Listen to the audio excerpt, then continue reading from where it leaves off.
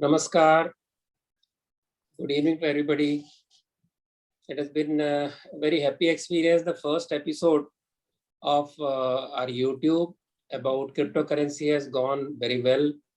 I have received very good response from even critics who know the subject.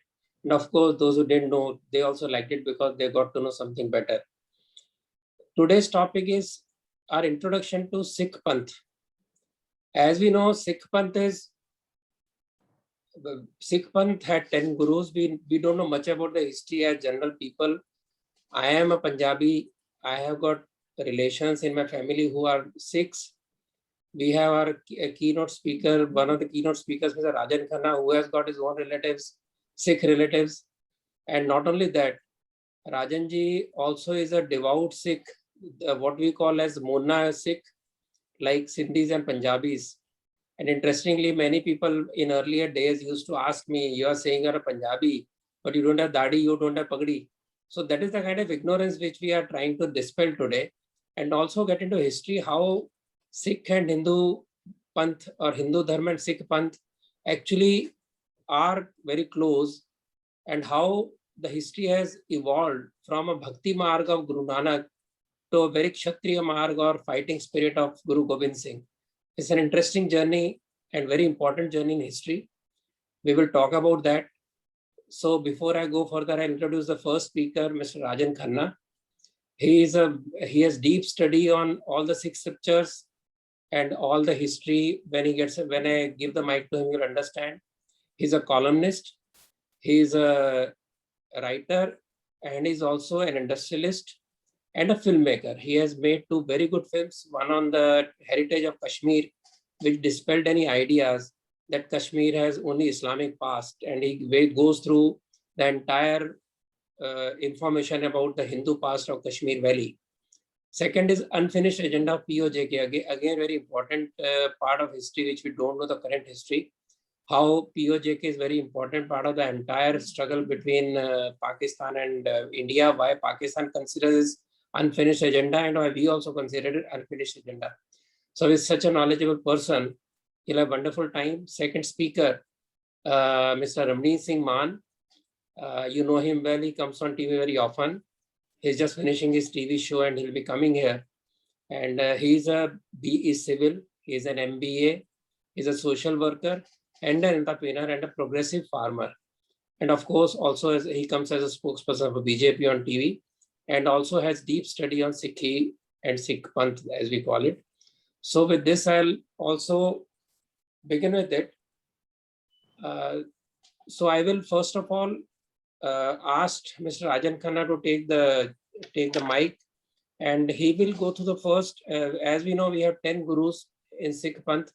He will go up to 5 gurus, which includes the compilation of Guru Granth Sahib and also the establishment of Amritsar as a holy city and also establishment of Golden Temple or Harmandir Sahib. And then Ramneet will take over. He'll take us through the other 5 gurus, and then we will go on to some other important aspects of history, if any is left.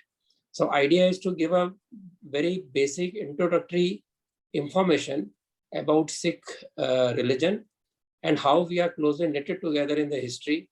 And it's also important to see that despite all this talk, despite Sikhs being so visible and so important part of the society, their presentation in the history books is horrendous.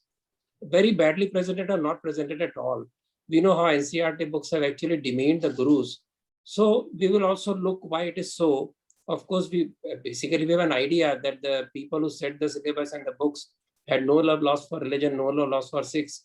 But that's a different issue in history. We must recognize the sterling contribution of every leader, every community, and every part of the society. So with this, I hand over the mic to Rajanji and request him to begin from the beginning, or with the foundation of Sikh religion by Guru Nanak Dev. In fact, me and Rajanji have written a book together. When I hand over the mic to him, he will show you the book. It is about Guru Nanak, and we collaborated for this book. And that is where actually, for me, going to Gurdwara and having Sikhs together in the family is very normal part. But when I was asked to write, I had to do some good research, because it's like, everybody in the family very closely, but when you want to write, you don't really know many things in our relatives. So that's how it is. So as Rajan ji takes over, he will also show the book that we have written together, which is gathering dust in IG and CA, go down somewhere. And I hope after COVID gets over, we will be able to see the book. And over to Rajan ji. एक ओंकार सतनाम करता पुरख निरपौ निर्वैर अकाल मूरत अजूनी सैबा गुर प्रसाद जप आद सच जुगाद सच है भी सच नानक होसी भी सच। थैंक यू रतन जी। अपने पास में क्योंकि कम समय में गागर में सागर करना होता है, तो इतना बड़ा जो सब्जेक्ट है जो सिख इतिहास का, जिसको मैं कहता हूँ कि बड़ा अनूठा, बड़ा अप्रतिम, बहुत ही अपने आप का एक जो ये सामंजस्य है एक अध्यात्मवाद का और राष्ट्रवाद का, और इतने बड़े जो सब्जेक्ट को कम समय में मैं प्रयास करूंगा कि आगे रखेंगे। बाद में फिर जब भी समय मिलता रहेगा कभी इसके ऊपर इसको और आगे हम बढ़ाते रहेंगे।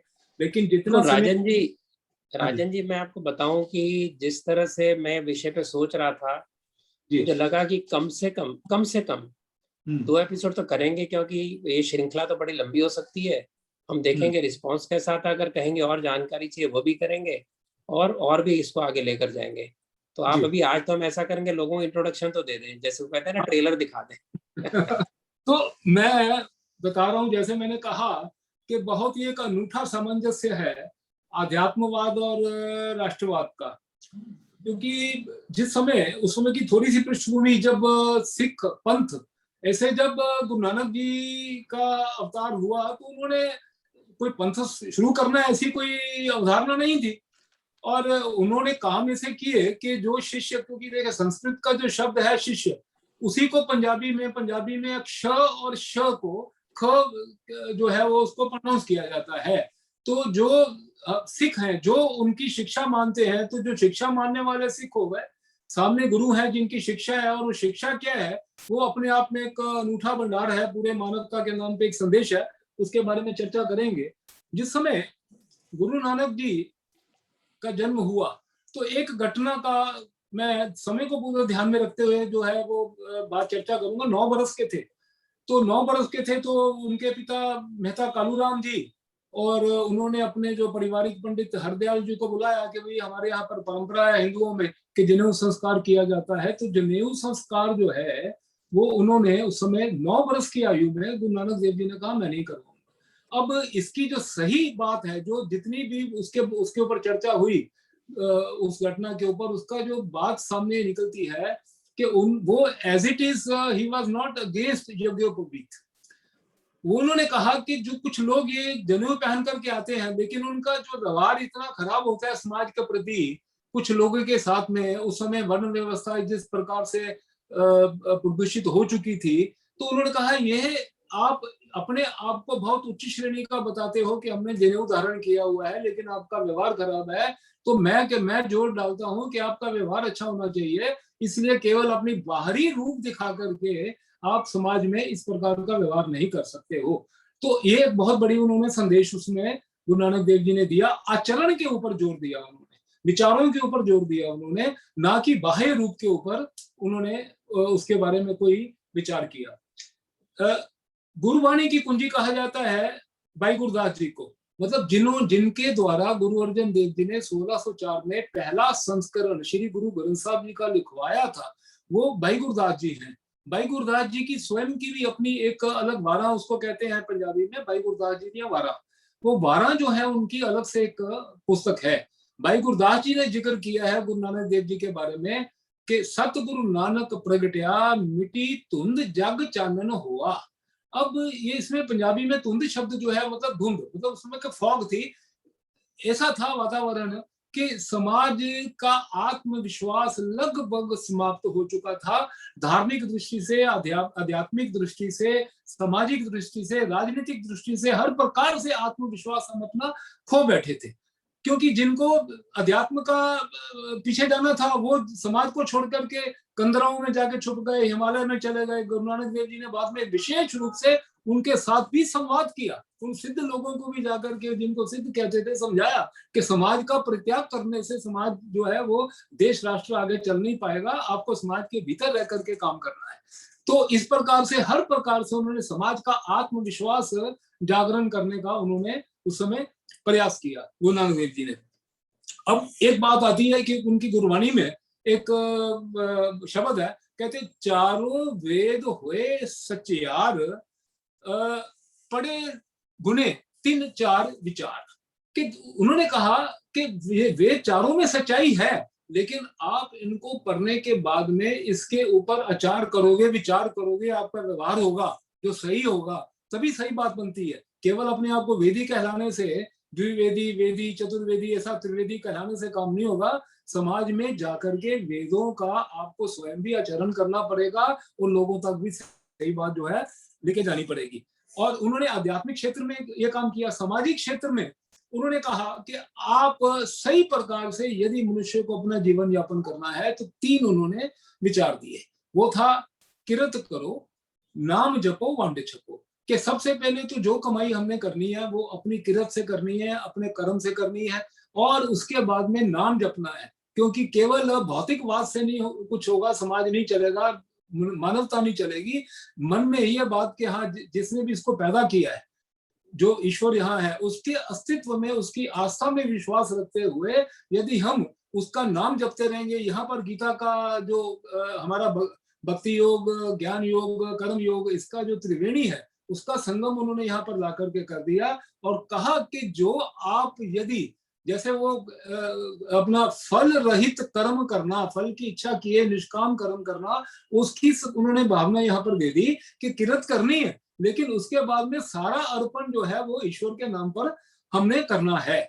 और तीसरा जो उन्होंने कहा वांडे छको, ये बहुत ही खूबसूरत, इसके ये सिर्फ इस सिद्धांत के ऊपर आप जितना चाहे बोल सकते हैं, लिख सकते हैं, चर्चा कर सकते हैं पूरी दुनिया में, क्योंकि इसकी आवश्यकता, ये एक भारत की आत्मा है। बांट छको मतलब बांट करके खाना भारत की एक आत्मा है, जो एक भारत का, भारत की सभ्यता का जवाब है उन लोगों को जिन्होंने दो टर्म्स का विकास किया, कैपिटलिज्म और कम्युनिज्म का। ये हमारा उनको जवाब है, जिसको हम कहते हैं कि इंटेग्रल ह्यूमनिज्म। कि ये तभी होगा कि जब लंगर की उस वक्त व्यवस्था कर दी उन्होंने वहां पर, कि बाढ़ आती थी, सूखा पड़ता था, भोजन की व्यवस्था नहीं है, शासन जो था निरंकुश था, शासक आए थे यहाँ पर लूटने के लिए। ऐसा नहीं था कि जब लोगों के समय, लोगों के पास में कभी इसी प्रकार के दुर्भिक्ष आ गया है या बाढ़ आ गई है तो जाकर के किसी राजा, उस वक्त जो शहनशाह सुल्तान नवाब थे, कि किसी के पास जाके रसद की व्यवस्था की हो। तो समाज अपनी व्यवस्था स्वयं करे, और किस प्रकार से करे, गुरुद्वारे के माध्यम से करे, कि जहां जाकर के जिन्होंने दिया, जिनके पास अधिक है, उनके मन में किसी प्रकार का कोई जो है वो ये मन में ये भावना ना आए, कोई जिसको कहते हैं गर्व, या ये ना आए, अभिमान ना आए कि मैंने जाकर के किसी को कुछ दिया है। हमने दिया उसको दिया जिससे लिया। तेरा दिता खावना तू दाता दातार, गुरबाणी ये कहती है कि तेरा ही दिया खाते हैं, तूने दिया है और तेरे और गुरुद्वारे अर्पण कर दिया। और जो वहां से भोजन ग्रहण करते हैं उनके मन में किसी प्रकार की हीन भावना का निर्माण ना हो, क्योंकि लिया तो ईश्वर के दरबार से जाके लिया। इतनी खूबसूरत जो उस समय उन्होंने सिद्धांत का प्रतिपादन किया, किरत करो, नाम जपो, वंश के माध्यम से। अब बात आती है राष्ट्रवाद की, कि उस समय बहुत भक्तिवाद चल रहा था, बहुत ग्रंथ लिखे गए। कई हमारे जानकारी में आते हैं, कोई ऐसे भी कई जगह पे लाइब्रेरीज में पढ़े होंगे।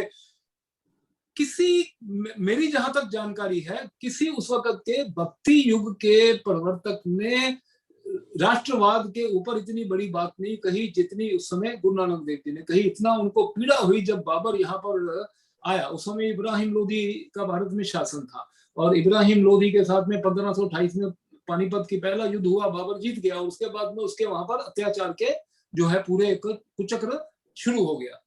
उस समय उन्होंने कहा, खुरासान खसमाना किया, हिंदुस्तान डराया, ऐती मार पई कुर्लाने तैंकी दर्द न आया। बाबर को उन्होंने संबोधित करते हुए कहा कि खुरासान को जो है बसाने के बाद में तुम यहाँ पर भारत की धरती, हिंदुस्तान डराया, हिंदुस्तान शब्द का उन्होंने उस समय इस्तेमाल किया और मुंह पर, और उसके बाद में उनका जो ये शब्द है आसादी वार, हमारे पवित्र गुरु जो गुरु ग्रंथ साहब जी हैं उसमें आसादी वार में पूरा ये शब्द, किसी धर्म ग्रंथ में आपको इतनी जो है वीरता से, इतना किसी ने कॉन्फिडेंस के साथ में इतनी बात नहीं लिखी होगी जितनी गुरु नानक देव जी ने उसको मुंह पे कह दी, हिंदुस्तान समान सी बोला, हिंदुस्तान में। इनफैक्ट जो आपने कहा इसमें मैं जोड़ना चाहूंगा कि उस समय गुरु नानक देव भक्ति मार्ग के आखिरी पीरियड में आए थे, और जनरली हमने देखा है कोई भी भक्ति मार्ग जो संत इतने बड़े बड़े होकर गए, किसी ने भी उस समय के अत्याचारों के बारे में बात नहीं की। तो जो उस समय समाज एक तरह से कछुए की तरह अंदर छुप के बैठा था, उस समय गुरु नानक देव ने बड़ी हिम्मत और बिल्कुल शौर्य के साथ में उनके इतिहास का, उस समय अत्याचार का बखान किया, जो अपने आप में हम कह सकते हैं बहुत बड़ी बात थी, जो उस समय कोई कर नहीं रहा था। तो थोड़ा सा आप, समय कम है वो हिसाब से, थोड़ा जो गुरु नानक देव ने बहुत बड़ी यात्राएं की उस जमाने में, थोड़ा उसका जिक्र करें, क्योंकि वो इतनी लंबी यात्रा उस जमाने में शायद ही किसी संत ने, किसी पुरुष ने की होगी, और सारे भारत की, अरबी देशों की, और ऐसा कहते हैं कि सारे कॉन्टिनेंट उन्होंने छुए। थोड़ी सी उसके बारे में बताएं, फिर आगे बढ़े। जी, एक बात मैं इसमें जोड़नी चाहूंगा, उनकी जो उदासी है उनके बारे में जिक्र करने से पहले, कि ऐसा है कि वीर रस की बात जो है गुरु गोविंद सिंह ने की 10वीं पातशाही में, लेकिन गुरु नानक देव जी से परंपरा शुरू हो गई थी। उन्होंने कहा था, जब तो प्रेम खेलन का चाओ, सिर तर तली गली मोरी आओ, इत मार्ग पैर तरीजे, सिर दीजे कान न कीजे। मतलब राष्ट्रवाद का और देश धर्म की रक्षा के लिए प्राणों की आहुति मांगने वाले गुरु नानक देव जी उस समय के संत थे। अब बात आ जाती है उदासियों के बारे में। उन्होंने जितनी उदासियां की, वैसे कई ऐसे जो विद्वान है कहते 4 है, लेकिन ज्यादा करके मत अभी बन रहा है कि 5 उदासियां थी। पहली उदासी जो उनकी थी, जो उन्होंने यात्राएं की, वो यात्रा थी सभी अपने धर्म, उस समय जो तीर्थ स्थान थे वहां से होते हुए पूर्व दिशा में गए और जगन्नाथपुरी तक आए।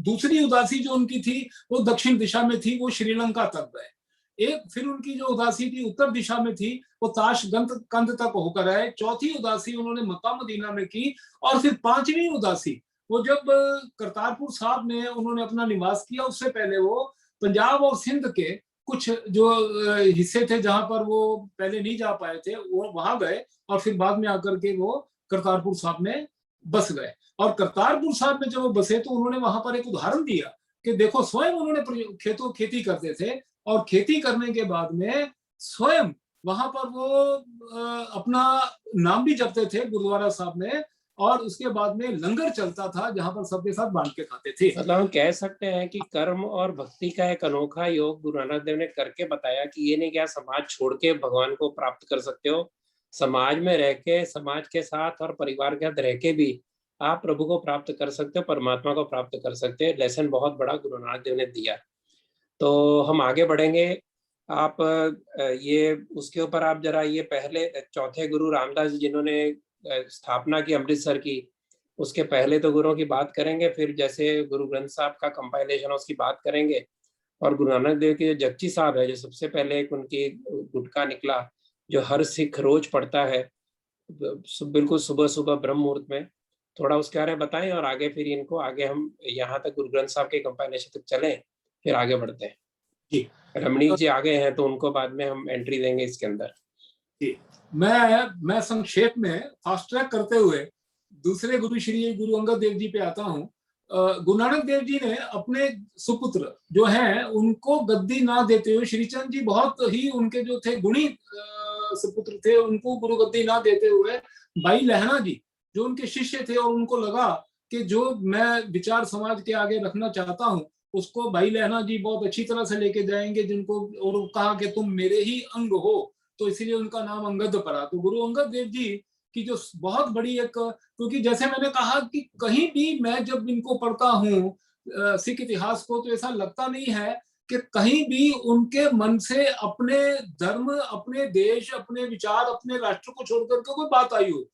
गुरु अंगद देव जी ने बहुत बड़ा प्रयास उस समय ये किया कि भारत में, क्योंकि मुगलों का उस वक्त शासन था, और दरबारी पटवारी से लेकर, गांव के पटवारी से लेकर उच्चतम राज दरबार तक फारसी का जानना जो है वो, अगर आपको वहां पर नौकरी पानी है तो बहुत जो था वो एक आवश्यक हो गया था। और पंजाब में जहां पर विशेष करके जो क्षत्रिय समाज था, वो क्षत्रिय समाज को, क्योंकि उनको मुगल अपनी सेना में उन्हीं को लेते थे जो इनके लॉयल आदमी थे, तो ये सारे का सारा समाज जो था उसमें या थोड़ा बहुत खेती बाड़ी में आ गया, ट्रेड में आ गया, सरकारी नौकरियों में आ गया। सरकारी नौकरी में आने के कारण से इनको फारसी जानना बहुत उसमें आवश्यक हो गया। अब फारसी राज दरबार से चलती चलती हमारे घरों तक आ गई थी, और वो हमारी अपनी भाषा, भारत की भाषाएं जो है वो समाप्त ना हो जाए, इसको जान देख करके उन्होंने उस समय के दो भाषा, एक जो मेन भाषा पंजाब में एक और चलती थी जो पश्चिमी पंजाब में के साथ में, जहां पर क्या है कि पश्चिमी पंजाब के उत्तर के में हिंदुको बोली जाती है, पोठवारी बोली जाती है, फिर पंजाबी, उसके बाद में सराइकी। तो इसमें एक लंडे भाषा भी होती थी। लंडे की जो स्क्रिप्ट थी ये शारदा लिपि से उठाई गई थी। तो विशेष करके खडूर साहब में जहां अंगद देव जी का निवास था, वहां पर उन्होंने कश्मीर से भट्ट बुला करके इसको वापस गुरु, जो अपनी हमारी गुरुमुखी है, इसको उन्होंने इसकी स्क्रिप्ट वहां पर तैयार करवाई। आज क्यों, सिर्फ उसके पीछे मेन मुद्दा ये था कि हमारी अपनी भाषा जो है हमारे पास सुरक्षित रहनी चाहिए, फारसी या अरबी उसका स्थान नहीं लेनी चाहिए। बहुत बड़ी उनकी एक योगदान रहा। उसके बाद में गुरु अमरदास जी ने दो और बहुत बड़े अद्वितीय काम किए। एक काम तो उन्होंने ये किया कि जो लंगर की परंपरा गुरु नानक देव जी ने शुरू की थी उसको प्रफुल्लित और पल्लवित किया गुरु अंगद देव जी ने, उसको संस्थागत रूप में इंस्टीट्यूशनलाइज कर दिया उसको गुरु अमरदास जी ने। उन्होंने हर गुरुद्वारा जो था उस समय लंगर की परंपरा, हर जगह पे लंगर रहेगा, ऐसी उन्होंने परंपरा शुरू की। और आज हम देखते हैं कि विश्व में हर स्थान पे जब किसी भी, अभी तो हमारे सामने उदाहरण आए हैं कि दिल्ली में ऑक्सीजन तक के लंगर लग गए। केवल भोजन का लंगर है ऐसी बात नहीं है, जो समाज को जिस चीज की आवश्यकता है उस चीज को हम लेके जा सके वही लंगर है, वो लंगर की भावना। तो ये गुरु अमरदास जी का एक बहुत बड़ा योगदान था। उसके बाद में एक उनकी और बड़ी बात थी कि उस समय क्या होता था कि जितने भी आक्रमणकारी आक्रांता रहते थे, ये जब युद्ध जीतते थे तो जिहाद के एक असूल के मुताबिक कि आप जब जिहाद करते हो, काफिर को जो है वो आप मुसलमान बनाते हो, तो काफिर की हर चीज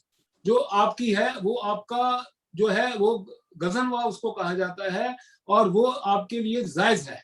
और उस समय ये होता था कि जो स्त्रियां थी उनको अपमानित किया जाता था, हारे हुए राजे की स्त्री को उठाकर ले जाता था, हरमों में डाला जाता था, सैनिकों में बांट दिया जाता था।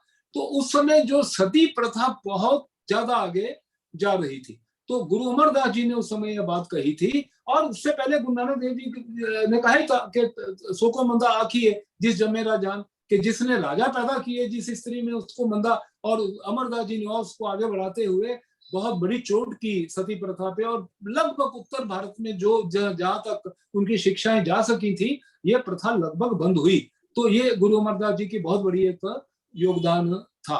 गुरु रामदास जी ने, चौथे गुरु, उनका एक बहुत बड़ा, क्योंकि व्यापारी आते थे बहुत ज्यादा, उन्होंने सबसे पहले तो अमृतसर साहब, जहां पर आज हमारा स्वर्ण मंदिर है, अमृतसर शहर का जो निर्माण करने वाले गुरु रामदास जी थे। जी एक सेकंड, थोड़ा सा आगे आ जाइए, बहुत पीछे हो गया आपकी कुर्सी, थोड़ी हाँ कुर्सी जी। आगे ले लीजिए। मेरी? हाँ जी, हाँ जी, ठीक है। हाँ जी। तो गुरु रामदास जी ने क्या किया कि जब शहर अमृतसर में जहां पर पवित्र सरोवर था वहां पर गुरुद्वारे का निर्माण हुआ था, तो उन्होंने कहा कि यहाँ पर उनके पास में बहुत सी उस वक्त शिकायतें आती थी कि पंजाब के हिस्सों में जहां पर जो हमारी व्यापारी लोग थे, मुल्तान के, पेशावर के, लाहौर के, या उस इलाके में और जो लोग हुआ करते थे, वो शिकायत गुरु साहब के पास लेकर आते थे कि हमको नवाब जो है बहुत ही अधिक तंग करता है। और उस समय जजिया वगैरह की भी सारी बातें थी, और जो धनी लोग होते थे व्यापार करने वाले, उनके ऊपर ज्यादा इस बात की कठिनाई आया करती थी। तो जब उनके पास में ये बात आई तो उन्होंने कहा कि ठीक है कि मैं अमृतसर शहर में तुम लोगों के व्यापार व्यवसाय की व्यवस्था करवा के दूंगा। और गुरुद्वारा साहब जहां पर इस समय है स्वर्ण मंदिर, उसके पास ही पहली जो एक श्रृंखला बनी दुकानों की, जिसको 32 हट्टा कहा जाता है, मतलब 32 हट्टियां, 32 दुकानें, वो उन्होंने वहां से शुरू करवाई। और बाद में धीरे धीरे धीरे करके सारे शहर का विकास हुआ। और यहाँ तक कि ना केवल पंजाब से व्यापारी वहां पर आए, जैसे मैंने सब शहरों का नाम बताया, राजस्थान से भी जो पीड़ित प्रताड़ित व्यापारी थे, वो भी आज जो अमृतसर शहर में जो राजस्थान के हमारे भाई वहां पर हैं, उनका इतिहास अगर वंश का निकालेंगे तो 500 साल पहले वो गुरु रामदास जी के समय पे वहां पर आकर के बसे हुए हैं। तो बहुत बड़ा गुरु रामदास जी का भी अपना एक वहां पर हमारा योगदान रहा। पांचवें गुरु श्री गुरु अर्जन देव जी, जो सिख इतिहास के पहले, जिनको बलिदानी कहा जाता है, उन्होंने जब अमृतसर में गुरुद्वारा साहब अपना 1604 में इनकी नींव रखी स्वर्ण मंदिर की, तो उसी वक्त श्री गुरु ग्रंथ साहब का पहला संस्करण जो है वो उन्होंने वहां पर संपादित किया। जैसे मैंने बताया, भाई गुरदास जी उसके लिखने वाले थे, और पहले जो ग्रंथी बने भाई बुड्ढा जी, उनके जो वहां के ग्रंथी बने। अब श्री गुरु ग्रंथ साहब को यदि जानना चाहते हैं तो मैं कहता हूं कि जिस वक्त मैंने अध्यात्म और राष्ट्रवाद का बात कही, तो वो एक ऐसा ग्रंथ है जिसमें दोनों का सामंजस्य संयोग आपको सामने प्रत्यक्ष दिखता है। ईश्वर का नाम लिया, भक्तिवाद की बात थी, उसमें हर जगह पे हर उसका कोई शब्द ऐसा नहीं है कि जहां पर ईश्वर की उपासना के बारे में वहां पर उल्लेख ना हो। अब बात आ जाती है कि उसकी राष्ट्रवाद क्या था। उसमें जो टोटल 36 महापुरुषों की वाणी है, उसमें सिर्फ 6 गुरु उनकी वाणी है, 15 भगत हैं, 11 भट्ट हैं और 4 गुरसिख हैं। टोटल 36 जो वाणियां उसमें है। और 15 जो भगत हैं, ये भगत कौन कौन है? ये सारे भारत से उस समय जो निराकार की उपासना करने वाले थे, उनका उन्होंने वहां पर सम्मिश्रण गुरु ग्रंथ साहब ने आकर के लाके रख दिया। भगत कबीर जी हैं, रविदास जी हैं, फरीद जी हैं, रामानंद जी हैं, बेनी जी हैं, नामदेव जी हैं, परमानंद जी हैं। हमारे महाराष्ट्र के 3 हैं उसमें, नामदेव जी हैं, परमानंद जी हैं, त्रिलोचन जी हैं, भगत सदना जी हैं, भगत भीखन जी हैं, भगत सैन जी हैं, भगत धन्ना जी राजस्थान के थे, भगत पीपा जी राजस्थान के थे, सैन गुजरात, सूरदास जी, भगत जयदेव जी उड़ीसा तक के। सारे भारत से जो निराकार की उपासना करने वाले संत थे, उनको लाकर के गुरु ग्रंथ साहब ने उन्होंने इकट्ठा कर दिया। तो इससे बड़ी परिकल्पना और राष्ट्रवाद की और क्या हो सकती है, जिसको अध्यात्म के साथ में उन्होंने जोड़ दिया। तो ये गुरु अर्जन देव जी ने उस समय, उनके समय तक 5 गुरु थे। छठे गुरु जो गुरु अर्जन देव जी की जो शहादत हुई, इसके बारे में थोड़े बताएंगे, तो उसके बाद में फिर मैं रमी जी को बुलाता हूँ। जी, एक बात बताना चाहूंगा। जिस समय गुरु अर्जन देव जी ने संपादन किया था, इसमें उस समय 5 गुरुओं की वाणी थी। छठे गुरु मतलब 6वें जो गुरु 9वें गुरु श्री गुरु तेग बहादुर जी की जो वाणी है, वो वाणी जब आज हमारे सामने गुरु ग्रंथ साहब का स्वरूप जो है 11वें गुरु के रूप में, हाँ जी, उसमें गुरु गोविंद सिंह जी ने उनकी वाणी डाली थी। 1708 में वो रिलीज हुआ, बाद में फाइनल श्री गुरु ग्रंथ साहब फिर 1708 में फाइनल वर्जन आया, ऐसा हम कह सकते हैं। जी बिल्कुल, तो, बिल्कुल। इस वक्त कहा था अकाल की तबे चला रहे हो पंथ, सब सिखन को हुक्म है गुरु मानियो ग्रंथ। बिल्कुल बिल्कुल। आज स्वरूप हमारे सामने जो है, उसमें 6 गुरु, छठी गुरु की वाणी। तो जरा उनकी जो उनकी जो बलिदान हुआ, वो बलिदान जो हुआ उसके बारे में थोड़े बताएंगे तो आगे बढ़ते हैं फिर। जी, बलिदान का उनका कारण ये है कि जहांगीर ने अपनी पुस्तक तुझके जहांगीरी में ये लिखा है, ये प्रमाणित रिकॉर्ड है हमारे सामने। उसके पूरे शब्द ऐसे हैं, क्योंकि देखिए उस समय तो क्या है कि समाज में जितने भी जो भारतीय समाज था, उसको हिंदू ही कहा जाता था। और जहांगीर ने लिखा है उसमें कि मुझे ऐसा ज्ञात हुआ है कि ब्यास नदी के किनारे पंजाब में एक हिंदू अपनी पखंड की दुकान चला रहा है, मुझे लगता है वो बंद करनी चाहिए। तो फिर उसने संदेश भेजा गुरु अर्जन देव जी को कि मुझे पता लगा है कि तुम किसी एक पुस्तक की रचना कर रहे हो, तो उसमें तुम कुछ कुरान की भी जो है वो आयातें उसमें तुम डालो। तो उसके लिए गुरु अर्जन देव जी ने बिल्कुल उस चीज को मना कर दिया, क्योंकि जैसे मैंने कहा कि ये पूरा जितना भी अपना फिलॉसफी थी सिख, ये शुरू ये इसके 2 चीजों का ही इसमें सम्मिश्रण है कि एक तो अपना अध्यात्म और दूसरा राष्ट्रवाद। तो उन्होंने उस समय कहा कि नहीं, मैं जो इस समय के मेरी धरती के, मेरे देश के, मेरे धर्म के जो लोग हैं वो निराकार की उपासना करने वाले हैं, उनको छोड़ करके मैं और किसी की भी वाणी इसमें नहीं लूंगा। और उसका दंड उनको श्री गुरु अर्जन देव जी को भुगतना पड़ा कि उनको लाहौर में रावी नदी के किनारे में उनका बलिदान हुआ। और जो तवा था वो उसके नीचे आग जला करके, तत्ता तवा जिसको कहते हैं पंजाबी में, उसके ऊपर उनको बिठा करके और कई प्रकार के उनके ऊपर अत्याचार कर करके, और बार बार उनको कहा जाता था कि इस्लाम कबूल करो, इस्लाम कबूल करो। और उन्होंने, जैसा कि पूरा इतिहास हमारे सामने सिख पंथ का, कि एक बार भी ऐसा नहीं हुआ कि किसी को अत्याचार किए गए हो तो उसने इस्लाम कबूल किया हो। तो उस परंपरा में गुरु अर्जन देव जी जो अग्रणी थे, तो उनका बलिदान हुआ।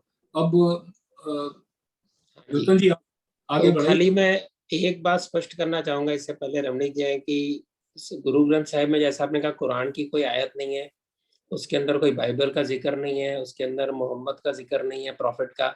उसके अंदर कुछ सूफियों की कुछ बाणियां हैं, लेकिन सूफी जो भारत के थे और सूफी जो जिनके साथ में गुरु नानक देव की बहुत लंबी चर्चाएं हुई थी, उसके अलावा वो सारा जो भी ज्ञान है भारत के ही संतों का, भारत के ही वेदों का, भारत के उपनिषदों को आसान शब्दों में, आम आदमी के शब्दों में गुरु नानक देव ने सब तक पहुंचाया और आगे भी गुरुओं ने वही किया। तो मैं अभी आगे बढ़ता हूँ। रमणीक जी आपका स्वागत है, आपका परिचय मैं दे चुका हूँ और मैं आपका माइक अभी अनम्यूट कर रहा हूँ।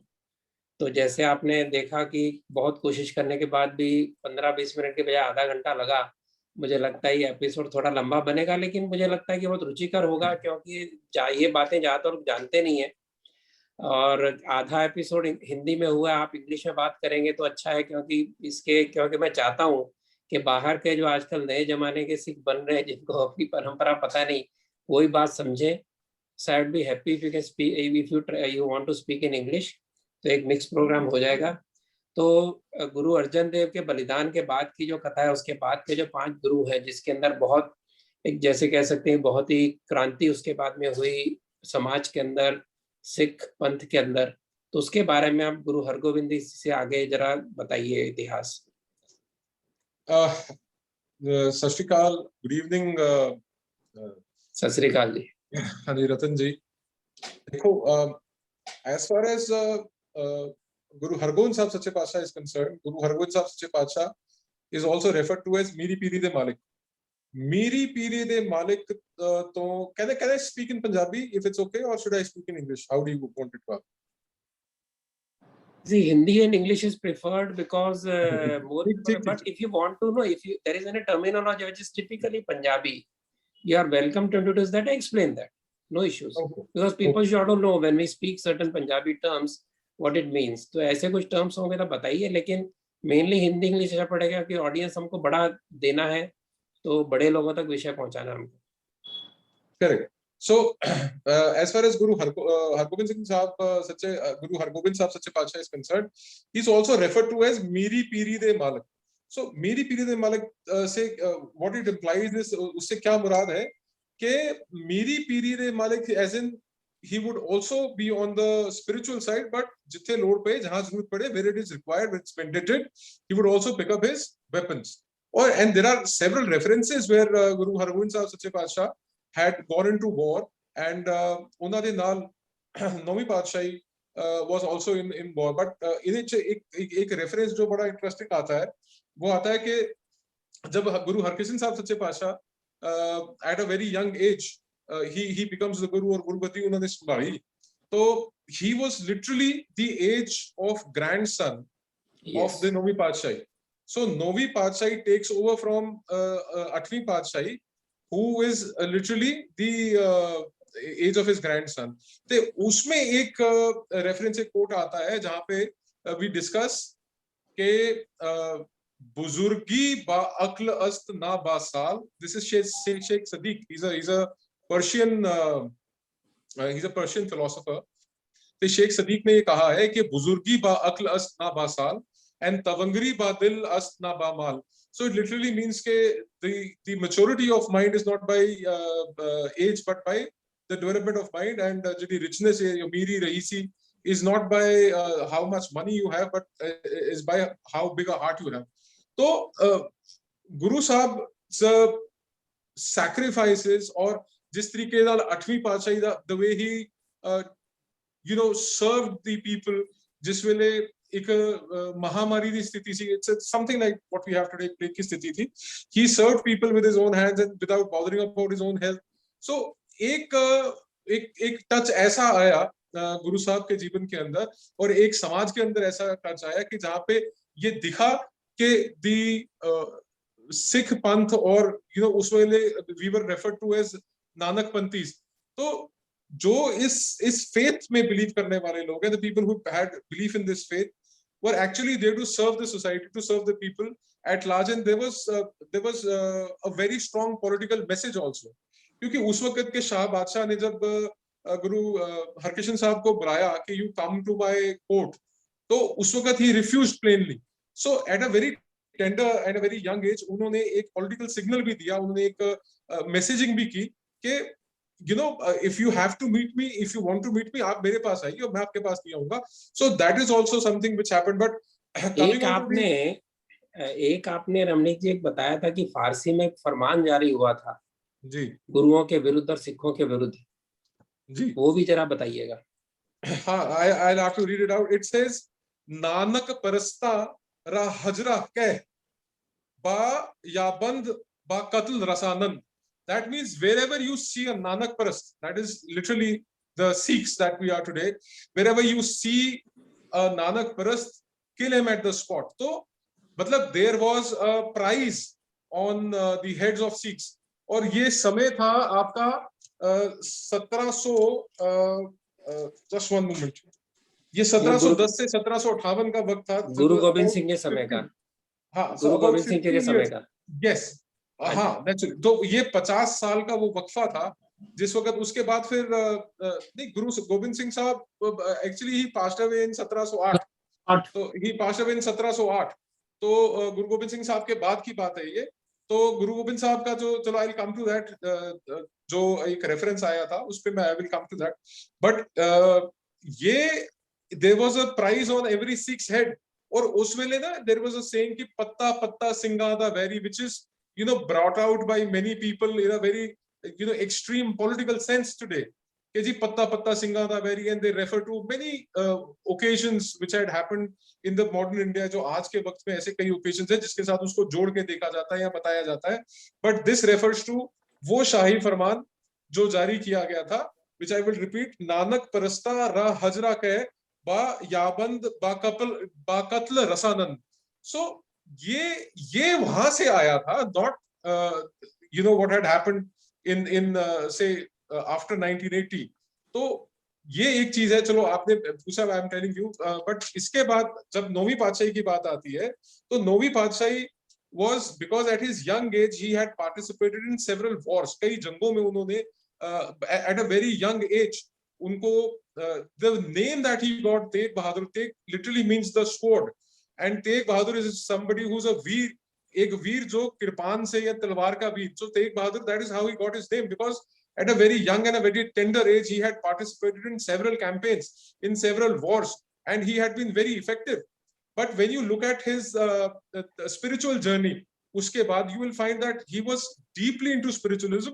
और उन्होंने for a very strong messaging, for a very strong stand, for a very strong political stand in favor of Kashmiri Pandits, उन्होंने सरकारी फरमान जब कहा गया कि साहब आप कन्वर्ट कीजिए, और जब कश्मीरी ब्राह्मण, जब कश्मीरी पंडित उनकी शरण में आए, तो उन्होंने कहा कि साहब अगर हमारे गुरु को आप कन्वर्ट कर लेंगे तो हम आपके सब कन्वर्ट हो जाएंगे. So I don't want to make a sweeping statement here, but the fact remains that how we have seen Islam operating in India or anywhere else, it was more of a political movement than a religion, because उसके अंदर जो धर्म से related जो भी चीजें हैं, जो बातें हैं, they are not so profound, but उसके अंदर conversion को लेके जो उनकी दिलचस्पी है, या तशद्दुद को लेके उनकी जो दिलचस्पी है, या atrocities को लेके उनकी दिलचस्पी है. ये जो बलिदान हुआ है गुरु तेग बहादुर का और उनके शिष्यों का, वो इतना भयंकर है कि यहाँ पर राजन जी ने एग्जीबिशन लगाई थी उसकी पेंटिंग की, जिसके अंदर उसको चित्रित किया गया था, and he was asked to remove it because they said ये भावनाएं भड़का सकता है।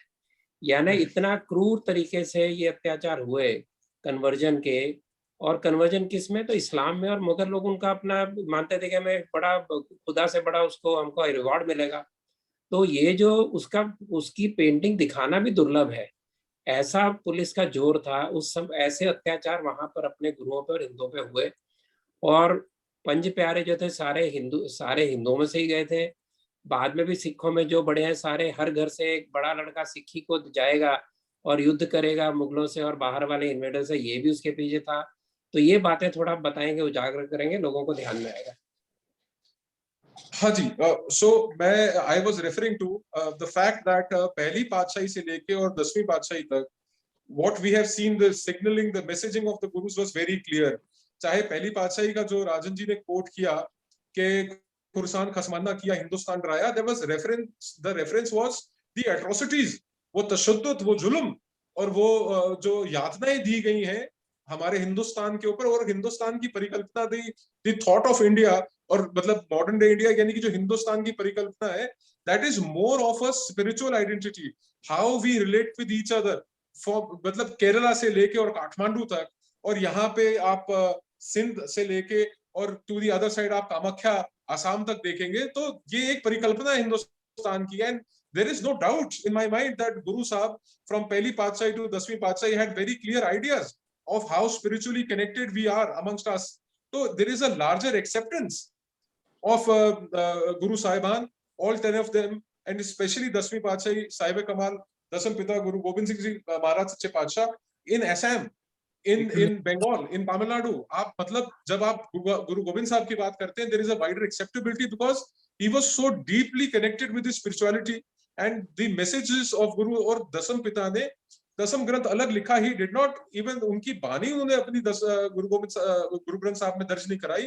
वेरएज 20 अक्टूबर 1708 नांदेड़ टुडे महाराष्ट्र में उन्होंने हुक्मनामा जारी किया था, जिसका रेफरेंस अभी राजन जी दे रहे थे कि सब सिखन को हुक्म है गुरु मान्यो ग्रंथ, गुरु ग्रंथ जी मान्यो प्रकट गुराह की दे। दैट लिटरली मींस के this is my order to every Gursikh और every Sikh to accept Guru Granth Sahib as the Guru, as the living Guru. Guru मान्यो ग्रंथ, गुरु ग्रंथ जी मान्यो प्रकट गुराह की दे, as if you know it's the real Guru, living Guru. सब सिखन को हुक्म है, सब मिल को मिल बोझ है, खोज शब्द में ले. And then he goes on to say that राज करेगा खालसा, आकी रहे ना कोई, ख्वार होए सब मिलेंगे, बचे शरण जो हुए. So इसके अंदर the message was very clear that you have to believe in Guru Granth Sahib, you have to believe in the hukamnamas of the Guru Granth Sahib and how it comes out. So matlab my belief is the after 1699 the establishment of the Sikh Panth, the Sikh faith, the Sikh religion, उसके बाद जो पांच प्यारों का आपने reference दिया, पांच प्यारों के अंदर all 5 of them came from different areas. पहले थे Bhai Dayaram, he became Daya Singh. Second was Bhai Taram Singh, Taram Ram, he became Taram Singh. Third was Bhai Himmat Rai, he became Himmat Singh. Fourth was Bhai Mukham Chand, he became Mukham Singh, and Bhai Sahib Chand, who became Bhai Sahib Singh. All were from different areas of the country. Or he could have chosen all from Punjab.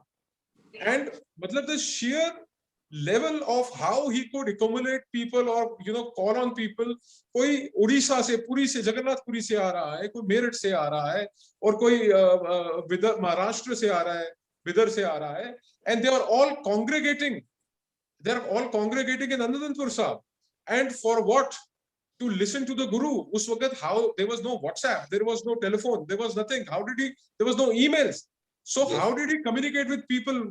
See, Guru Sahib had a very, like I said, a strong spiritual thought, a very strong spiritual inclination, and that is how he connected with people.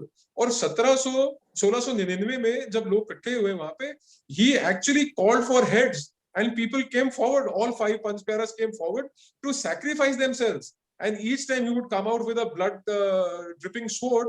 मतलब it was a clear indication कि अंदर इंसान को बलि दी जा रही है, कत्ल किया जा रहा है, and then still people rose to come out and offer themselves.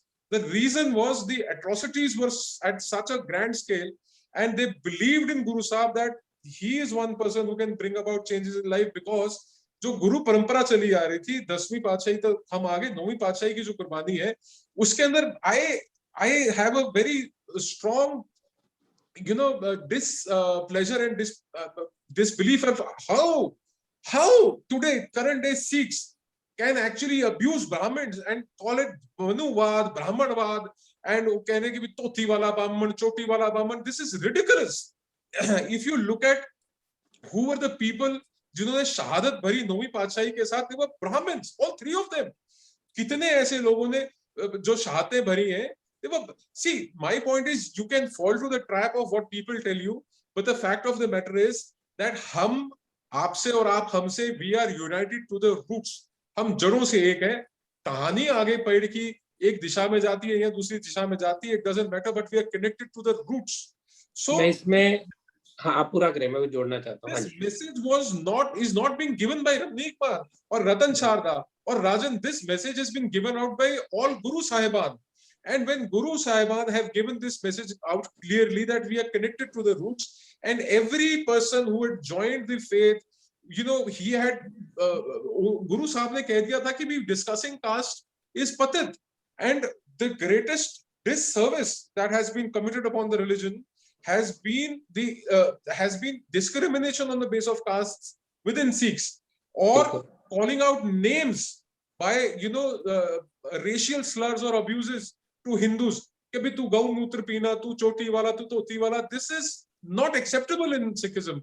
This was never a part of how the Sikh ideology brewed, how it grew, the message of Gurus. Because Guru Granth Sahib mein, when in 1708, 20 October Nanded में दसम पिता had given out a message और उन्होंने clear कहा था कि गुरु मान्यो ग्रंथ, so Granth Sahib does not discriminate on the basis of caste. So my pain is that we see a lot of gurdwaras which are on the basis of caste, not just in India but abroad also.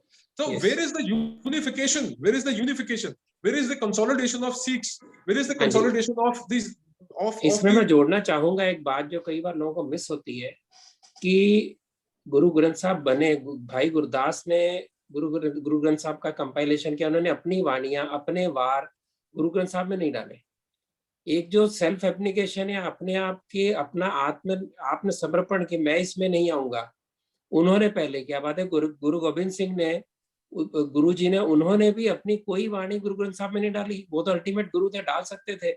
उन्होंने अपनी अलग से दशम ग्रंथ लिखा जिसके अंदर जो उनको बताना था बताया उन्होंने. और ये जो एक त्याग का भाव है कि मैं नहीं तू, या मैं नहीं समाज, मैं नहीं पंथ, पहले ये सीखने की बात है, जो बताने की बात है, जो सिक्खी का आज के काल में भी जो सबसे बड़ी बात है कि वैदिक ज्ञान को सिक्खी ने, गुरु ग्रंथ साहब जी ने सादी भाषा में लोगों को आम भाषा में बताया, और जो दुर्गुण समाज के तो उनको दूर करा. उस दुर्गुण को अगर हम आज के जो खुद को सिख कहलाते हैं लाएंगे, जो रमजीत जी ने कहा, वास्तव में बड़े दुख की बात है.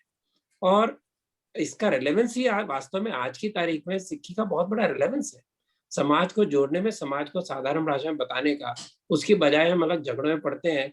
अब थोड़ा सा अलग जाएंगे विषय को लेकर कि सिक्खी इतिहास में मैकॉलिफ का नाम आता है.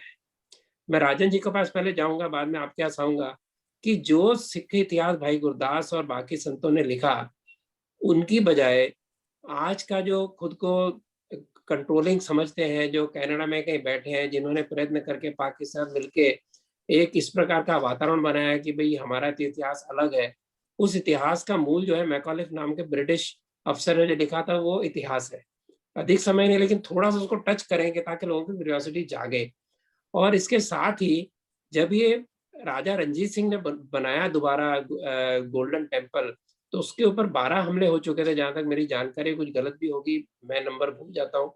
लेकिन गुरु अपना राजा रंजीत सिंह ने दोबारा स्थापित किया. उसके पहले अफगान ने जो हाल किया था उसकी भी जानकारी लोगों को होनी चाहिए कि वहां किस प्रकार का हाल था, जिसमें से राजा रंजीत सिंह ने दोबारा, महाराजा रंजीत सिंह ने दोबारा उसमें से बाहर निकाला. तो राजन जी थोड़ा सा वो जो महाराजा रंजीत सिंह ने पुनः स्थापना किया उसका और मैकॉलिफ का बैकग्राउंड, तो आगे रमनीत जी इसको पूरा करेंगे विषय. रतन जी, पहले मैं जरा, आपने मेरे को बोला था कि पुस्तक के साथ ये किताब देख लीजिए. हमारे दोस्त राजन जी बोलेंगे तो आप माइक में आएंगे जी. ये जो हाँ, ये गुरु नानक देव जी पे किताब मैंने और राजन जी ने लिखी थी, और वो अभी IGNC में कहीं पड़ी हुई है, जल्दी देखने मिलेगी। तो राजन जी अभी आगे आप बताइए। जी, जो मैंने कहा कि एक तो दो बातें हरमंदिर साहब का पुनर्निर्माण और मैकॉलिफ की एंट्री। दो बातें।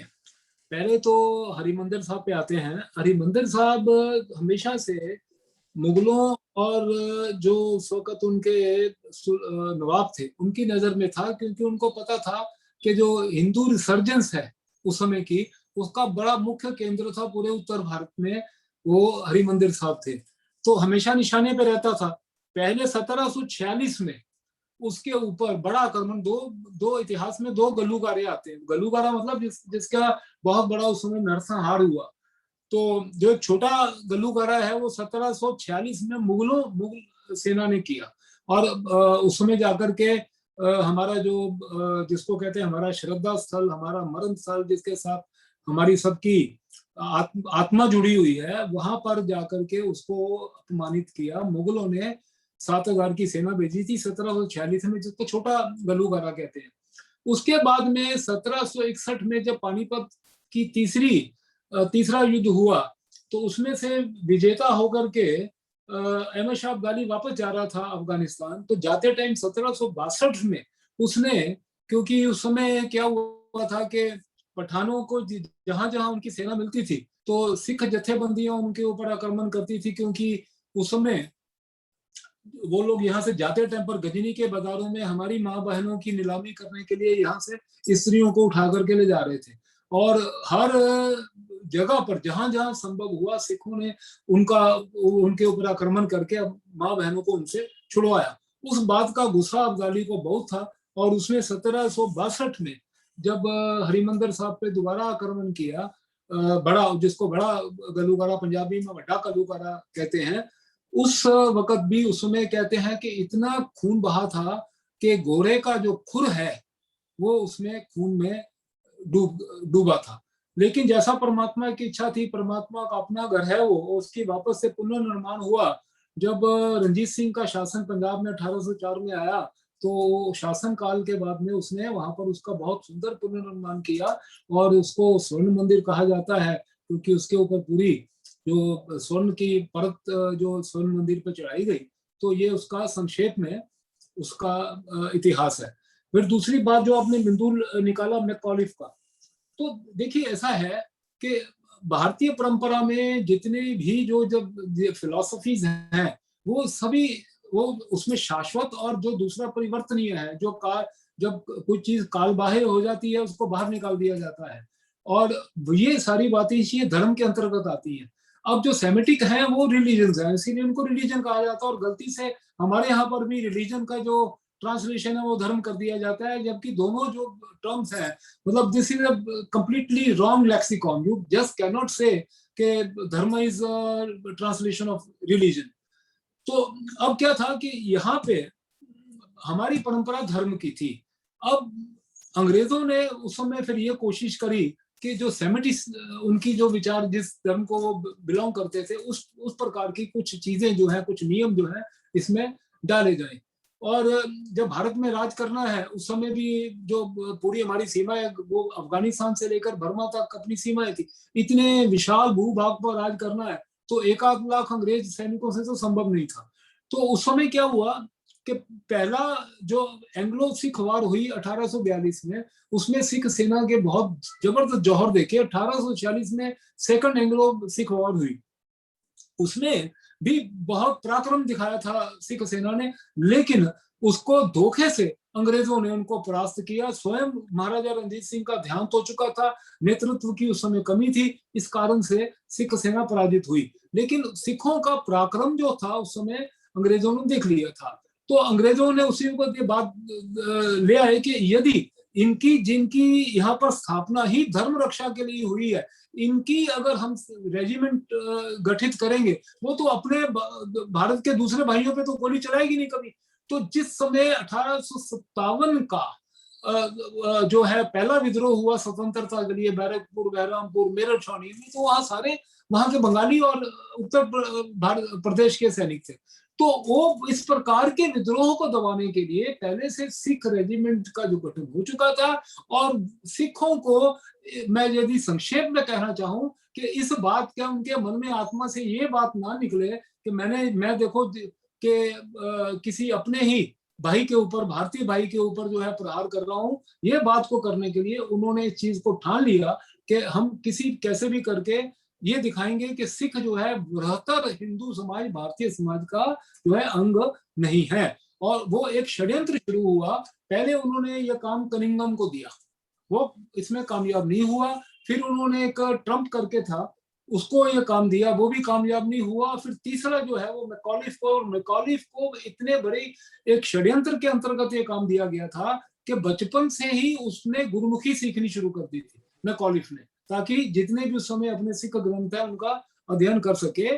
और उसके कारण से फिर बाद में उसने बहुत बड़े 6 वॉल्यूम से जिसमें उसने हिस्ट्री लिखी है, और वो हर बात को उसने अपने तर्क के आधार के ऊपर इंटरप्रिटेशन करने के बाद में उसने अलग दिखाने का प्रयास किया। जबकि जो असल में हमारे सिख पंथ के जो इतिहासकार हैं, भाई गुरदास जी हैं, उसके बाद में हमारे जो इसमें ग्रंथ सूरज प्रकाश जी के भाई संतोष सिंह जी हैं, भाई मणि सिंह जी हैं, आज वो तो पूरे का पूरा उन्होंने अपना जो समर्पण से भरा हुआ उन्होंने इतिहास लिखा हुआ।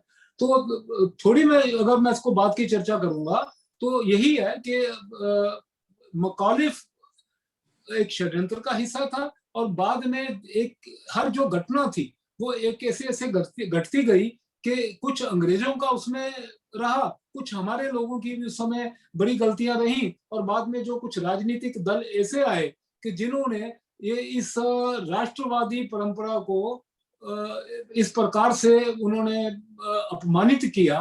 और हमारे सामने घटनाएं हैं ये हाल ही की, मैं राजनीति में जाना नहीं चाहूंगा, तो जिसके कारण से ये दिशा एक अलग से होनी शुरू हो। तो रमणीक जी, राजन जी ने बैकग्राउंड बताया, आप अनम्यूट कर लीजिए। तो ये मैकॉलिफ के इतिहास में और जो सिख संतों ने इतिहास लिखा, ये कहाँ जाके ये रास्ता अलग बदल गया और किस प्रकार से आगे जाके इसका थोड़ा सा हम बताएंगे कि क्यों इसका मूल कारण क्या बना, और बाद में आगे फिर एक आध और एपिसोड करेंगे जिसमें डिटेल में जाएंगे। तो आप इसमें कुछ जोड़ना चाहेंगे मैकॉलिफ के इतिहास और अपने जेन्युइन इतिहास में? Ratan ji, just to add a very few points to this, और क्या है कि आपको समझना पड़ेगा कि सिख जो खालसा राज है, Khalsa Raj had spread from the borders of Balochistan to Afghanistan, and यहाँ पे चुशुल तक की जो संधि हुई है भाई महाराज सिंह की, so the Khalsa Raj had spread by them, but to bring it down they needed something. तो 1849 के अंदर जब खालसा पंथ, जब जो खालसा राज खत्म हुआ, तो सिख एरियाज के ऊपर जहां पे निशाने खालसा का परचम लहराता था, उन एरियाज के अंदर ये British had to consolidate their power. तो अंग्रेजों को, ब्रिटिशर्स को, they had to consolidate power. उनको देखा, दे ट्राइड, जैसे तुमने बताया कि डॉक्टर ट्रंप ने पहले ट्राई किया, डॉक्टर ट्रंप जब he did not work, then they got Macauliffe, और मैकॉलिफ को बिल्कुल बचपन से इस चीज के लिए तैयार किया जा रहा था। तो the date was 3 May 1893, 3 May 1893 when he actually started working on this, और रिजाइन करके अपने काम से और ये लग गया उसके ऊपर। मैकॉलिफ ने he distorted the Sikh history, he distorted the spiritual या context जो है उसको बहुत distort करके और बताया, because जहां तक गुरु ग्रंथ साहब का सवाल है, गुरु ग्रंथ साहब के अंदर ना तो कुरान की कोई आयत है और ना ही क्रिश्चियन जो बाइबल है या किसी और धर्म की उसके अंदर कोई विवरण या कहीं पे दूर से जिक्र भी है। There is no reference of Christianity, Jesus or any Abrahamic religion in Guru Granth Sahib. So it is very clear कि the message of Guru Sahib, including the Bhagats, the Pats and the Gursikhs, कि कहीं पे भी there is no reference। एक चीज है, जब आप आगे बढ़ते हैं आप 10वीं पातशाही तक भी you will find no reference of these। but अब how do you influence the Sikhs? भाई you have to influence the Sikhs, तो आपको you have to get inside them। तो आप उनके अंदर कैसे घुसेंगे? जब आप गुरबानी का अध्ययन करेंगे। आज भी जो मिसगाइड किया जा रहा है सिखों को, whether it is within India और outside of India, it is by the wrong interpretation of bani का सही अनुवाद और सही इंटरप्रिटेशन और सही उसका जो अंडरस्टैंडिंग है, इफ यू गेट। और जो देखिए, एक बड़ा और बहुत सी चीजें हैं जो रेफरेंस में मैं कहना चाहूंगा, बट आज क्योंकि हम we are not touching in detail, मैं पासिंग रेफरेंस में बताऊंगा कि चौपाई साहब हम पढ़ते हैं, कभी बात बिनती चौपाई हमरी करो हाथ से रक्षा, पूर्ण हुई चित्त की इच्छा तब चरणन बन रहे हमारा। तो उसके अंदर जो देवर 29 ओरिजिनली 29 थी और वो घटा के 24 कर दी। उसके अंदर भी रीजन है कि उसके अंदर रीजन है कि those other the rest 5 were very clearly referring to the Hindu gods and goddesses. तो उसको सिस्टमैटिकली निकाला गया। दसम ग्रंथ को there are several Sikh scholars who have established over several years कि ये रचना जो है वो दसम पिता की है। How he has written, his way of expression, उनका जो एक बोलने का लहजा है, एक उनका जो अंदाज है, it is a clear print. It has a clear print that this is created by दसम पिता साहिब कमाल गुरु गोविंद सिंह साहब महाराज सच्चे पातशाह। He talks about 24 अवतार। 24 अवतार में ही टॉक्स अबाउट रुद्र अवतार, ब्रह्मा, परशुनाथ, मनु। तो अब जब आपने मनु बात कह के गाली देनी है तो आप कैसे एक्सेप्ट कर लेंगे? तो पीपल से कि ये तो दसम पिता की रचना ही नहीं है। So you simple disown it. अब कमिंग बैक टू मैकॉलेफ, तो मैकॉलेफ का क्या था कि he had to be in fact जो आज समय नहीं था इसलिए बात नहीं की, क्योंकि गुरु ग्रंथ साहिब में भी इतनी बार राम, कृष्ण, गोविंद सबके हरि के नाम आते हैं, वाहिगुरु आते हैं, सभी के नाम आते हैं। उसके बारे में मैं पढ़ रहा था, कोई बीच में कोई आज का सिक्स स्कॉलर कह रहा था कि ये राम अलग है, ये राम वो नहीं है जो राम आप लोग समझते हो। तो जरा 1-2 मिनट में पूरा करिए, फिर हम ये प्रोग्राम खत्म करेंगे। और बाद में नेक्स्ट टाइप में ये जो डिस्टॉर्शन के कारण जो हिंदू सिख में डिवाइड फैलाने की कोशिश हो रही है उसकी बाद में कभी अगले एपिसोड में बात करेंगे। आप अपनी बात इससे जो थोड़ा जोड़ना चाहते हैं जोड़ दीजिए। माय कंक्लूडिंग रिमार्क्स ये देखिए रतन जी, क्या है कि the best form of avoiding intellectual discussion is आप डिसोन कर दीजिए, आप डिनाई कर दीजिए, क्या जी मैं तो मानता ही नहीं इस बात को। सो वंस यू से मैं मानता नहीं, then there is no discussion left thereafter ना। तो अब कहानी कमिंग बैक टू मैकॉलेफ, मैकॉलेफ का क्या हुआ साहब के मैकॉलेफ 1913 में मैकॉलेफ डाइड, 15 मार्च 1913 को Macauliffe died. He did the greatest disservice, वो सिख स्वरूप में आके वाणी को डिस्टॉर्ट करके लोगों को भड़का के और एक रिफ्ट क्रिएट करके हिंदू सिखों के बीच में that you are separate. And see there is no doubt in my mind that हम एक अलग पंथ, हम अलग धर्म, अलग फेथ है, we are a separate religion alright, but it is not that we are not connected to the roots. Our roots are common, we are connected to the roots, to the base we are connected.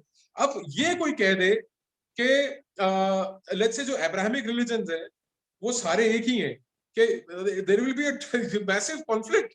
अगर आपको Christianity, Islam, Judaism ये सब एक है, they are separate religions but they have the same roots. So similarly इसको disconnect करने के लिए, ये काटने के लिए this was a design, and this design I will sum up by carrying this forward because 1913 में जब मैकॉलेफ पूरा हो जाता है उसके करेक्ट 12 साल बाद एसजीपीसी इज फॉर्म्ड, एंड वो we will probably discuss in another episode कि how instrumental SGPC has been in creating a rift between Hindus and Sikhs. The latest example being the president of SGPC or the SGPC telling कि जी RSS is converting Sikhs into Hindus. I mean that was the funniest thing I had ever heard. So this has been a part of the conspiracy which has been going on. But my firm belief is कि if देखिए there is one very important fact in the Sikh history which has never been propagated by either Sikh scholars or SGPC or the Akal Takht Sahib. Dasam Pita in Nanded in 1708 had given out 53 hukamnamas for Sikhs which are not being promoted. और उसके अंदर जब आप बात करेंगे तो गुरु ग्रंथ साहब का अध्ययन, झूठ नहीं बोलना, झूठी गवाही नहीं देनी, there is so many things in those 53 हुक्मनामास that गुरु साहब had given out. तो मेरा मानना ये है कि the core essence of Sikhi, the reasons for establishing a faith जहां पे धर्म के अंदर मीरी और पीरी की प्रथा को बराबर रखा गया, जहां एक हाथ में स्पिरिचुअलिटी की बात की, दूसरे हाथ में एट्रोसिटीज, तशद्दुद और जुल्म के खिलाफ लड़ने की बात करी गई, वहां पे अगर आप as of today you promote a religion which you know comes out as कि जी हमारे को तो प्रताड़ित किया गया, हम तो victims हैं, so that may play with a very different gallery. But Sikh, Punjabi, जो इस कौम से जुड़े हुए, जिन्होंने गुरुओं का इतिहास पढ़ा है, जिन्होंने गुरबानी का अध्ययन किया है, will never accept that I, being a Sikh, can ever be a victim as of today. तो ये Yes. विक्टिमहुड का जो कार्ड है सर, ये वही मतलब से शुरू हुआ कि, और ये एसजीपीसी के रास्ते आज तक प्रोपोगेट किया जा रहा है कि victimhood, we are not victims. हम जब विक्टिमाइज किए गए और जिस मौके पे हुआ, उस मौके को बहुत बाकायदगी से रिकॉर्ड किया गया हिस्ट्री में, और आज जो बातें हो रही है, they are in history today. We are Sardars, we are Sikhs, we are the leaders, और हम विक्टिम्स नहीं है, मतलब that is the least I can say. मैं इस बात Especially in light of, को यही पूरा करूंगा। मैंने please self allow me impose, just 5 more seconds, Ratan ji. Especially in light of what Guru Gobind Sahib Sache Paatshah have given us as an identity. तो उस खालसा आइडेंटिटी जो हमारी एक दसम पिता ने हमारे को जो दिया है, we are not victims, we are suppose to lead. और कुर्बानियां दी हैं गुरु साहिबान ने खुद, सारा परिवार वार्ता, फादर, ऑल 4 साहिबजादास हिमसेल्फ, मतलब उस तो बाद you call yourself victims के we are still victims, so that doesn't make sense, at least not in today's time and date. बिल्कुल। मैं, आपने जो एसजीपीसी की बात की, उसके कर्तव्य की बात की, एक छोटा सा उदाहरण देता हूँ। मैंने कई बार उनको टैग किया है कि पंजाब में जिस तेजी से कन्वर्जन हो रहा है, और मेनली वो हो रहा है जिसको हम सो कॉल्ड छोटी जात कहते हैं, जिसको गुरुद्वारों ने कभी स्थान नहीं दिया, उनको अपने, जैसे आपने कहा, गुरुद्वारे भी बनाए। तो इस तरह के लोगों के साथ में खड़े रह के ये अपना पंथ ना छोड़े, इसके लिए एसजीपीसी ने कोई प्रयत्न किया होंगे, मेरे ध्यान में नहीं है। तो हाँ जी, कुछ, क्योंकि मैं अपना सेल्फ इम्पोज डिसिप्लिन तोड़ रहा हूँ मैं 1 घंटे का। हाँ जी। एसजीपीसी सर, एसजीपीसी का एक जो बनाने का महत्वपूर्ण कारण था, एक रीजन था, was धर्म प्रचार। I live in चंडीगढ़, मेरे पास कभी नहीं आए, and I am talking about 45 years of my life. कभी कोई ग्रंथी सिंह आया नहीं जी कि मैं गुरुद्वारे का था, मैं ग्रंथी हैं जी, तुसी इतने रहने हो, let's get together some time. मतलब अगर आप गुरुद्वारा साहब जा रहे हो, रेवरेंस में जा रहे हो, ठीक है, there is no outreach program, and that is the reason why people are now slowly disconnecting. और the worst part is we got into so much of ritualism and idolism, जिसके खिलाफ गुरु साहब ने हमेशा अपनी वाणी में, अपने संदेशों में कहा है। तो we have gotten to there, that's the saddest part.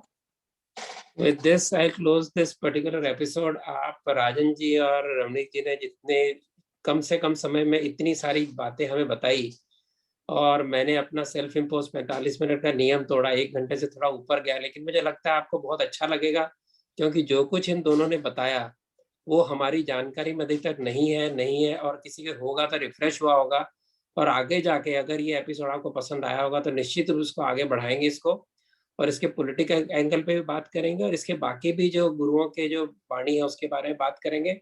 Rajan ji और रमनी जी को बहुत बहुत धन्यवाद दोनों को, और आप सभी इसको देख के अपने रिस्पॉन्स हमें दें, सब्सक्राइब करें, क्योंकि हम 1000 सब्सक्राइबर के आसपास पहुंच गए हैं। क्रॉस होते मैं लाइव प्रोग्राम देना शुरू करूंगा ताकि आप भी इसमें भाग ले सकें।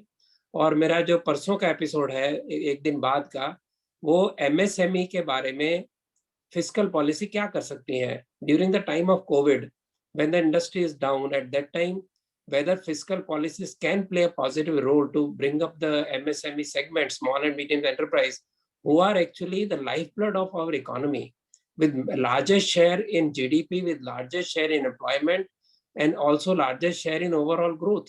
So that will be another episode, and then onwards you'll find many interesting episodes. So keep watching, and बहुत बहुत धन्यवाद। नमस्कार।